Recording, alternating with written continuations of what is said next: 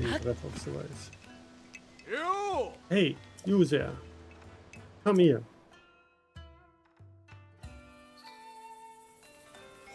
Haven't you heard?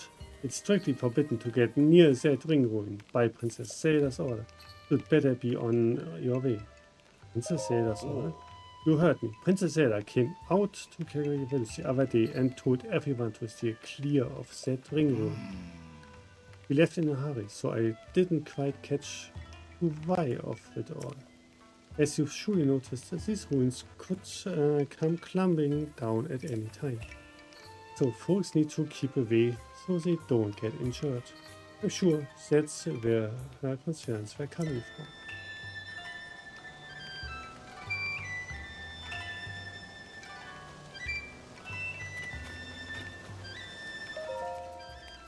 Yeah. The ring ruins are the most intriguing ruins I've researched, especially this one. The way part of it floats up there. You had the foresight to focus on all of these special rules and invite the survey team to take a look right away. I'm impressed, Chief Pyre. Oh no, I'm no chief. I just couldn't refuse my predecessor when she decided to pass the title to me rather suddenly. I'm really a chief in name only, since I still have a great deal to... Oh, is that you, Master Link? I'm so happy that I get to see you again. Hiya, Chief of Kakariko Village. I'm overjoyed that both you and Princess Zelda are safe, Master Link. What? Princess Zelda is still missing? That just confuses the matter more. You see, I actually met with the princess not too long ago. It was immediately after the upheaval. Princess Zelda came here to Kakariko Village.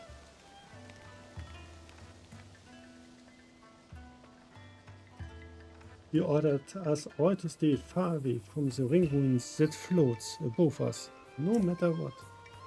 I saw her myself, the princess, right before my eyes. She left as soon as she arrived. I wasn't able to ask her anything more about those unusual instructions.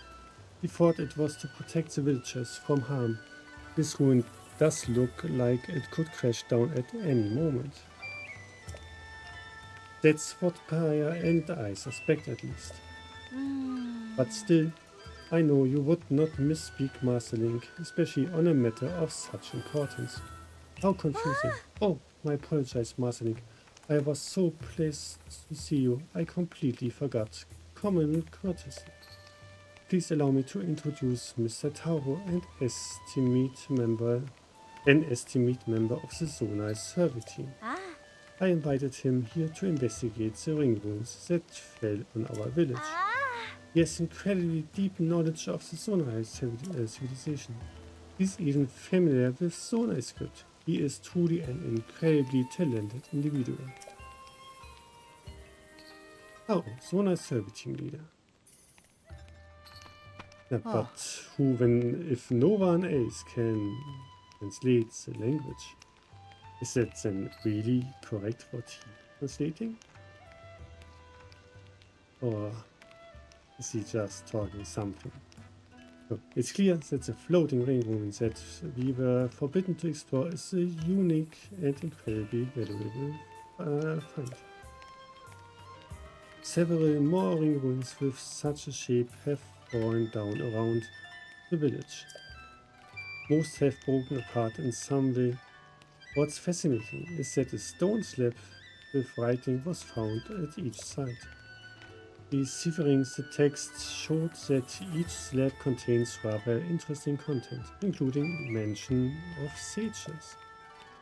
There's still so much we don't understand. I think that perhaps the rune floating in the air also has a slab that makes mention of the sages. I can't investigate, as that would go against Princess Zelda's direct orders. If only I could meet with her again, I'm sure I could persuade her to change her mind. In any case, I'm having trouble squaring your story about Princess Zelda with the Princess Zelda we met. Everything is alright, Why won't she just show herself? She must have some reason. Until we find out Princess Zelda's true intentions, we have no choice but to trust her and leave that room alone.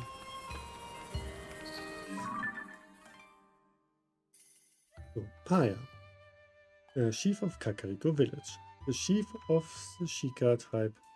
She takes the duties she inherited from her grandmother Impa seriously, and she draws strength in her own way from being a gentle soul at heart. She has considerable affection to Link, in part because of her grandmother's many tales about the hero who defeated the Calamity. Sidon, Prince of the Zora, the son of King Dorothan, an enthusiastic Zora with a zeal for justice. He selflessly protects the domain with integrity and passion. His older sister, the champion Mifa, fought Calamity Ganon 100 years ago. Like earned his complete trust when they worked together to save the domain years before. He now considers him his closest companion. Tauro, Zonai Survey Team Leader, an explorer whose passion for field research is unrivaled. He lives to make big discoveries, and he spent a long time traveling solo, investigating ruins. He is also an expert in reading Zonai writing. Princess Zelda found him to be the perfect choice for leading the Zonai Survey Team. Okay. All other we had already.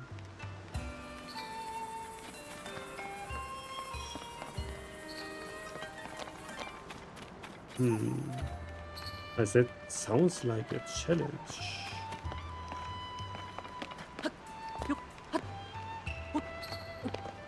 We'll go there.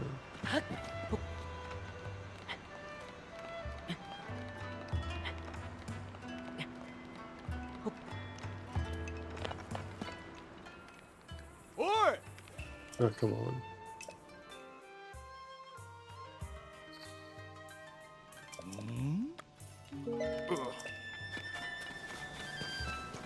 You!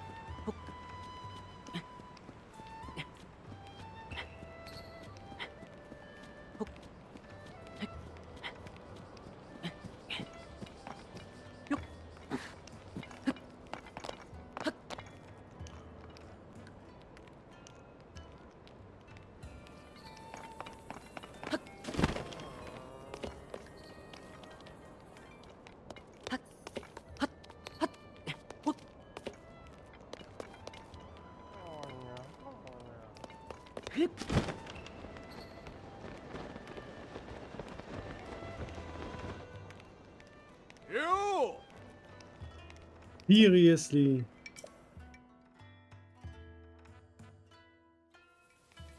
Oh? Ah.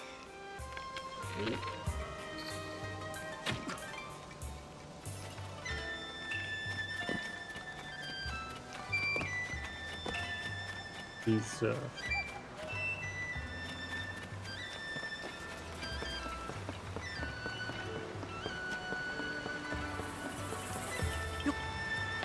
yeah, I want to go there and he says no all the time.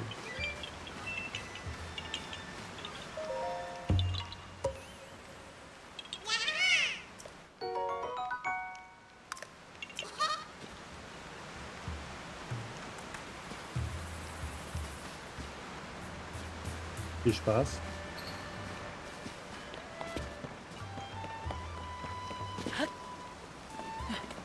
Mach das doch. Der Twitch wird sagen, Richtig so.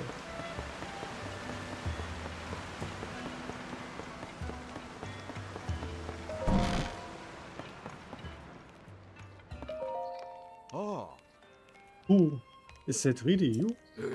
Link? Why, it's been some time. You gave me quite a shock. I didn't expect to see you appear here in our village. Ah. And right now, too, why our chief is... Chief? Oh. Ah, I suppose you haven't heard. The former chief, Lady Impa, retired. Now Lady Paya is the chief of Kakariko village. I've been working as her assistant, but Ugh. Lady Paya is ignoring her responsibilities. She won't listen to anything I say. All these ring ruins have her full attention. You will see pudding, that is true retirement. They do something else stuff and do nothing. Read Paya's diary of a chief, of course. So, one day, grandmother said to me, "You've grown up, Paya." It took me by surprise, so I simply nodded. She nodded back and said, "It's settled. As of today, you are the chief." And so it was. Suddenly, I was the chief. But what can I hope to achieve? Just like grandmother, I do have Durian as my 88, for which I am grateful. Yet, for some reason, he seems troubled. Grandmother has become obsessed with old books. I'm hesitant to reach out to her with my concerns.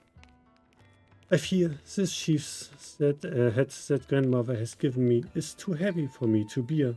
Literally, it rather hurts my head. It happened suddenly, without warning. I was so frightened by the impact. It was as though someone had taken hold of this world and given it a violent shake. The air grew stagnant, weapons decayed, and ruins fell from a somber sky shrouded in dark clouds.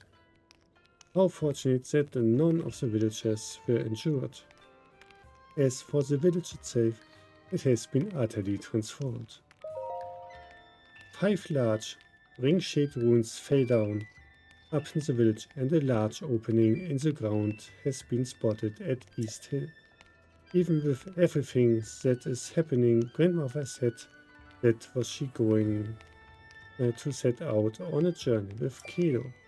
I tried to stop her from going at a time like this, but she insisted that such times are precisely why she must go. I had no choice but to bid her farewell. Her eyes seemed to wordlessly say that she was shouldering some great mission. There were 11 peculiar symbols depicted in the books grandmother was reading. Could they somehow be related to a sudden departure? I told Plura of Lookout Landing about our village situation. She said ring-shaped ruins are incredibly unusual. Surprise. Realizing this could be a good opportunity to help the village, I made arrangements with the Zona survey team at once. I returned home to greet them, and that's when Princess Zelda arrived at the village. She seemed almost like a doll of herself, the same outside, but no spirit within. I could not hide my uncertainty. She forbade anyone from entering the broken and partially floating ruin, and then she left, just like that. She did not mention the village's awful condition or have any words of kindness for our villagers. The Zona survey team has arrived at our village. The leader, Taro, is truly incredible and has already found a clue in the quest to decipher the Zona writing. I tentatively named the ruins that fell up in our village the ring ruins. It seemed the obvious choice. The villagers have treated me with such warmth. They even embraced my decision for us to coexist with the ring ruins. Of their own volition, some of our villagers volunteered to aid research and others for patrol duty. It is humbling to behold. Dorian's sweet little daughter, Coco, even crafted souvenir items called ring garlands. Before I knew it, our days of never having visitors had passed. Our quiet village seems to have regained its swagger. Hey, Lord of Nothingness, how are you doing? Before all else, we must learn more about the ring rules. It is my responsibility as chief to see that it is done. I intend to fulfill my duties as chief in a manner that is slightly different from my grandmother's way. Gun is a chief who sits in her hall with quiet wisdom.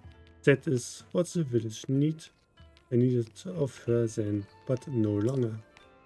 I must keep moving forward so that when she returns, I can greet my dear grandmother with a triumphant smile. I'm also fine.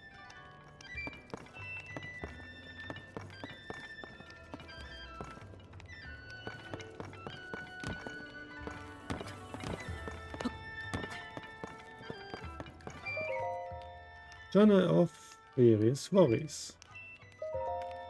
I don't think I ever find a bed that's as comfortable as a stone slab in the ring ruins. So cool and comfortable. I may never be able to sleep on a regular bed, no matter how soft, ever again. What should I do? Guess I sleep on it and figure it out later, for better or worse.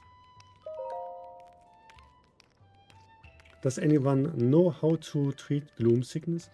Anything helps. So if you have information, bring it to Leslie right away. Monsters appeared at the ring ruin out among the hills that lead west of here, disrupting my research. Is anyone out there capable of dealing with something like this? I'm not from the village, so I hope it's okay for me to ask. Rena, Sonal Servitude. The cuckoos used to lay their eggs in front of the store, but they've been wandering off somewhere in the mornings. So, where are those dang cuckoos laying their eggs?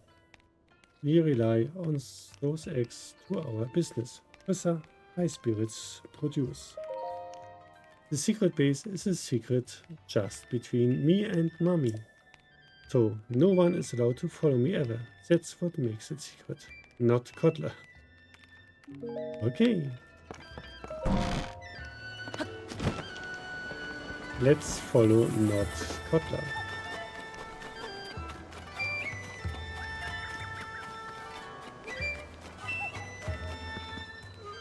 Ring rules.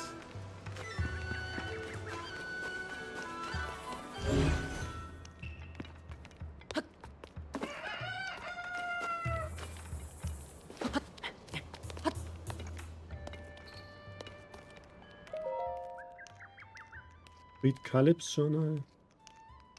Sure, more reading, yay. While Taro and I were taking a break, he asked me, "Hey, Caleb, what attracted you to join the Sonar Survey team?"